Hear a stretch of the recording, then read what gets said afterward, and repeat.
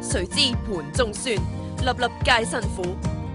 叮，呢一粒小米粒嚟得特別辛苦，不過都係幸福嘅辛苦啊！你準備好做地球人未啊？47歲伊能靜但7磅女，自嘲喊到變傻媽。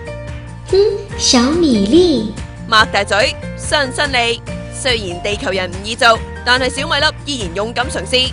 介紹翻伊能靜同第二任老公秦昊嘅小公主小米粒，尋日喺美國出世啦，從7磅面圓圓鼻尖尖，似足媽咪啊！幸福事當然要開心 share 啦。伊能靜第一時間將呢個喜訊 po 上 Facebook， 仲話自己喊到個樣仲吵過小米粒，又讚小米粒好乖好聽話。以後你就是媽媽的小閨蜜，哥哥的小玩具，爸爸的小公主。講起哥哥，伊能靜同哈林仔仔，即係小米粒同母異父嘅哥哥，都有飛去美國探妹妹噶。至於哈林就透過經理人恭喜伊能靜。話時話查實伊能靜陀呢一胎一啲都唔容易噶。比起當年林青霞生兒女嗰陣46歲，佢47歲啦。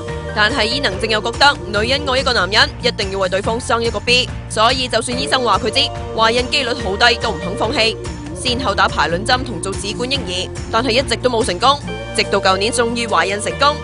經歷高齡產婦嘅苦難之後，上個星期三伊能靜就喺 Facebook 話小米粒差唔多40週都未出世，估唔到隔幾日就有驚喜，真係 dreams come true 啊！